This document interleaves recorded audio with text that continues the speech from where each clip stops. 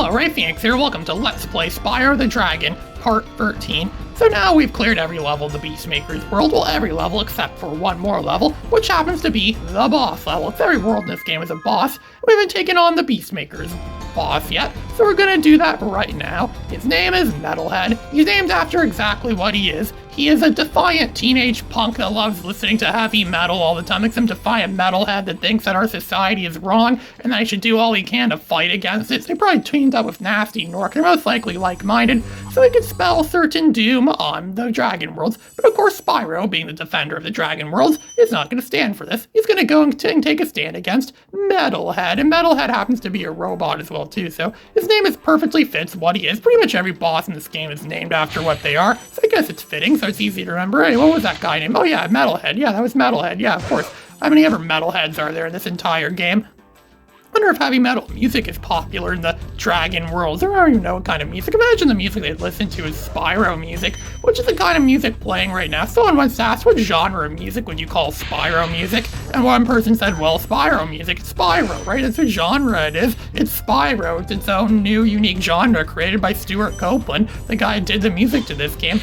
Stuart Copeland really nailed the soundtrack to this game. The music was just like good up to this point. It was really just average good up to this point. But in the next world of this game, it's gonna become godly, like so awesome that it's gonna be like like Stuart Copeland must have had like a creative surge when he was making the music to this game, and it suddenly surged out in the last world of the game. Maybe that's why they reused a lot of the music. So I noticed a lot of the music in this game is kind of reused. It's changed the tone or something like that, or it's changed the way it sounds. So it sounds like different music, or really, they reuse the same music a lot. Like the Misty Bog level in this game uses the same music they use for the ending credits of this game. They just changed the tone so people probably wouldn't recognize it. Considering how long it would take for a kid to beat this game, they probably would forget that was the song by maybe they wouldn't know. So yeah, they figure out kids are stupid. I mean, I'm not calling this a kid's game. I wouldn't exactly call this a kid's game, or maybe it is. I don't know, it's popular with kids. So I don't know if this is really a game for kids or not, but I know it was popular with kids, it was popular with adults, it was popular with everyone. Spyro really did reach out to everyone. But I think most people probably wouldn't notice that they use the same music over and over again. At least that's probably what they thought. I only know because I play this game tons of times over and over again. I have my earbuds in too as I play for this game, so I can listen to absolutely every single sound detail that occurs in the game. So Nathuris going to rescue his dragon. This dragon's just going to tell us stuff about what the boss is. It's going to warn us about the boss. Oh, it's Metalhead. Be careful of him. He's probably going to throw metal at you, throw metal blades. No, he doesn't do any of that. He's actually a more of electricity themed, actually. It's clearly where he has these, like, lightning rod things. He shoots electricity at them. And the only way to really destroy him is by destroying his lightning rods. Yeah, that's how easy this boss is to kill. Simply by destroying his lightning rods. That's how you destroy Metalhead. You're destroying something that's not even physically attached to him. How many bosses in this game are like that, where you could kill them just by destroying something that's not physically attached to them? Metalhead is by far the easiest boss in this entire game. He's a pathetic joke excuse for a boss. I mean, I don't know if so many bosses in this game are real pushovers. A lot of bosses in this game are real pushovers. We see some pretty big pushovers, where this probably takes the cake for being the biggest pushover in the entire game. He's so easy. He might even be the easiest boss in the Spyro franchise. And I'm pretty sure Spyro's 2 and 3 had way better, way stronger, way more powerful bosses than this guy. And so this is obvious. Again, look at that. He's already dead. He's almost like a Crash Bandicoot boss. Unless there were bosses in Crash Bandicoot, I think they were similar to that, where you have to dodge their attacks and destroy something, and then they become weak or vulnerable for a few seconds. Then you can take another hit on them, and then but even then, actually requires physically attacking them, which is something Crash Bandicoot does to a lot of his bosses. This doesn't even require physically attacking them. It just involves destroying things I'm connected to. Yeah, he's probably one of the most pathetic bosses in video game history. I don't even know if there is a boss that's more. I mean, arguably enough, the final boss of what was it called? Link, the Faces of Evil may have actually involved more physical attack, like a physical fighting or physical attacking than this boss did. Because all Link did in that game was just throw a book at Ganon at the end, and he died. Yeah, the final boss gets killed by throwing a book at them. Even Jumping Flash had more challenging bosses. Let's notice that right now, the Jumping Flash bosses were actually a lot more challenging than the bosses in this game. The Jumping Flash bosses are pretty much always the same. They're just simply large enemies, like big, oversized enemies, and you kill them all the same way. Simply by jumping on them and shooting the crap out of them until their health gives up, and then they explode, and that's the boss. Jumping Flash 1 didn't even put any effort in making the bosses in extra mode more challenging, but did put more challenging effort to the font of the bosses in Jumping Flash 2 in extra mode. There's a hidden canal here, like a hidden sewer here. There's a river, there's a sewer there. I think it's some sort of sewer or something like that. And if you jump to one of the sidewalks outside the sewer, you can actually walk out and go underneath there and find where a lot of gems are hiding, a lot of hidden gems. It's another thing I didn't find until like years later when I was roaming around. Peacemaker's World is probably the best world of the game for hiding stuff from us. There's all sorts of hidden stuff in Peacemaker's World. It's almost like the people that were designing the where do we put stuff, where do we put this, or the layout people, I'm sure you'd call that exactly. They really had a grand day out with this world. With placing everything, or placing all the products there, placing all the stuff you could collect in all sorts of weird places that people would never think about looking. It would take like years before people would figure out, oh, you're supposed to go down there. Because a lot of the time, because this sewer, it just looks like a bottomless pit if you look at it from, where I was before. It just looks like a large bottomless pit. Sometimes you'll see, I think, that's right, it's a bottomless pit, fall to your death kind of thing. But actually, no, there's something hidden down here. Quite a lot is actually hidden down under here, where there's gems everywhere. It's mostly all gems. I think there's only one dragon, and so most boss levels in this game only seem to have one dragon or so. There's not really much there. Dragons, there aren't any eggs anymore because we captured all the eggs. It's really just all gems now. We're really collecting now is nothing but gems. We're going on a gem hunt or a treasure hunt is what it says. I think they're not even sure if they called them gems yet in this game. They just seem to call it treasure, but now they call it gems in the later games. So you have this much gems. Oh, pay you this much gems for this. Because gems actually do, as I said before, they serve as a currency in the later Spyro games. They're not really so much a currency. I don't know if that has anything to do with why they're called treasure in this game and gems in all the subsequent games. At least I'm pretty sure they were called gems in the subsequent games. I know maybe people just called them gems like me, because I call them gems, so they look like gems. Treasure is a very generic term, but gems is more specific to what they look like, and that's why people called them gems. And they thought, let's just change the name to gems. Why not? It's what people know it as, right? There are these stairs hiding up here. It's like a little hidden staircase here where it reveals more gems to collect, more hidden gems. The biggest challenge is, well, it's actually more challenging than the boss itself, is of course finding the gems, which is the real biggest challenge in this game. I think that's what the people that made this game were reflecting on, the fact that, bosses and enemies are actually have very little to do with this game. This game is really all about collecting the gems. That's probably what they were focusing on when they made this game, the more I think of it now. That's probably why so many of the bosses in this game are complete total pushovers.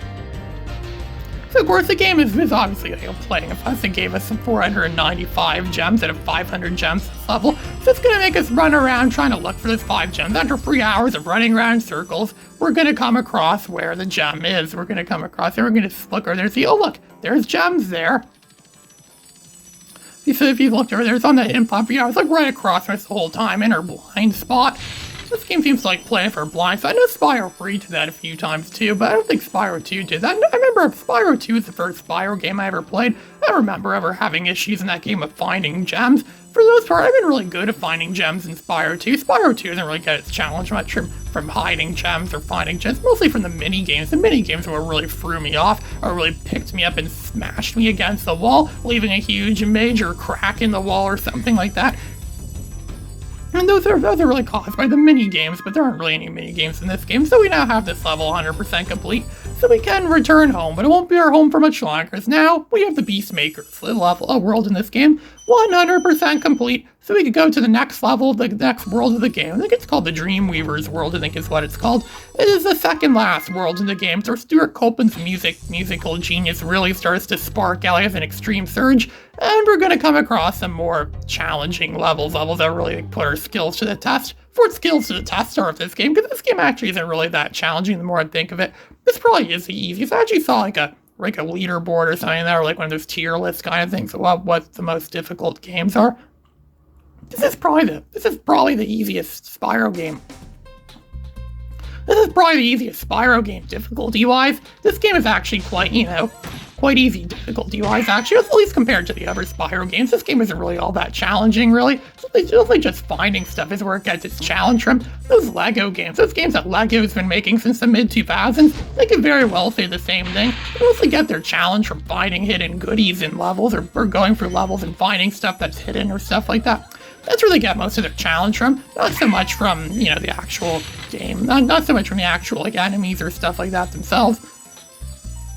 This world is really weird. That's that cannon that in the center where you can actually make those enemies shrink or go small. It automatically does it right now. But actually, is an enemy controlling that. And once we get control of that, there's a wall of large enemies here. We can actually shrink them down to size and then break through them and charge through them and kill both of them. So then we can gain access to spine them, which I think there's some more levels there and some more gems and stuff like that. But then once we get rid of this guy, then we have to manually use this cannon to make the enemies grow large or shrink. We really want to make them shrink. Those enemies there have fire protection on them, those fire shield protection things, those flame protection things, whatever you call them. So when they're big, they're pretty much immortal when they're big. That's not the only immortal thing in this level. This is the same level that also introduces us to those fools. I think they call them fools or something like that. They're these short little things that look like they belong in Alice in Wonderland. They just run around in circles like absolute fools that they are. And they just make sounds like ooh, ooh, or some sort of weird sound like that. And then you could hit them and they turn into clocks. We're about to see some here in a moment. See, look, there they are. They're just going to run around like a bunch of madmen that they are.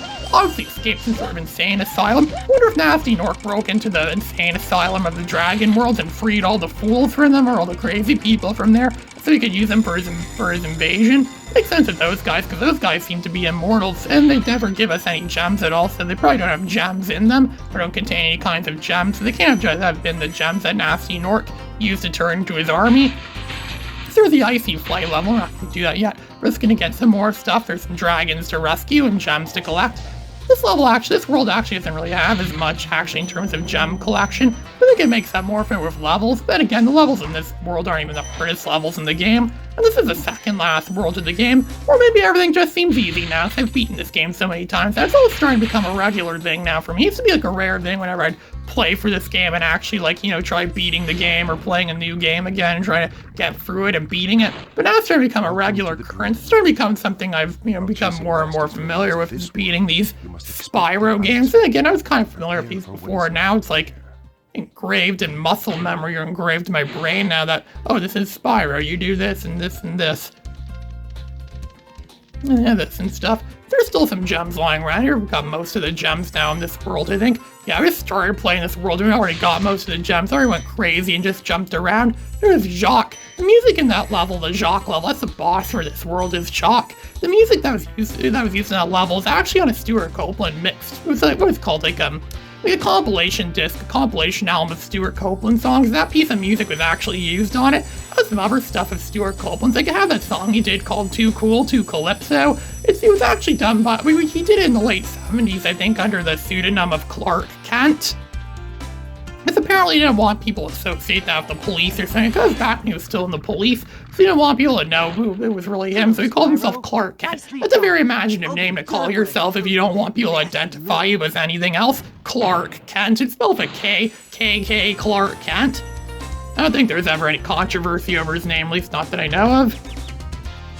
I did a song called Too Cool, Too Calypso. I actually have that song on my phone right now. It's a pretty cool song, and it sounds a lot like Spyro music. More specifically, it actually sounds like the piece of music that was used in the Sunny Beach level in Spyro 2. I'll point that out when we get to that part of the Spyro 2 Let's Play. It actually does sound a lot like Too Cool, Too Calypso. I've listened to a lot of his other songs, too. They sound like actual songs. Like, he did the music to a movie called Boys and Girls, I think. And there's a piece of music that I found, and it was called the Freddy Files or something like that, and it sounds exactly like something that came out of a Spyro game. I wouldn't be surprised if it was made for a Spyro game. He didn't use it in Spyro, so instead he used it in the Freddy Files. He even did some music that sounds like the Pink Panther theme. I thought it was the Pink Panther theme. He also does like marching band music and stuff like that. That Stuart Copeland really is an underrated composer. He's probably just as good as John Williams a lot of the time, or who else is there? There's also like the Hans Zimmer, or Danny Elfman, or Jerry Goldsmith. He's probably just as good as all of those. A real underrated genius. This is Ray Phoenix signing out.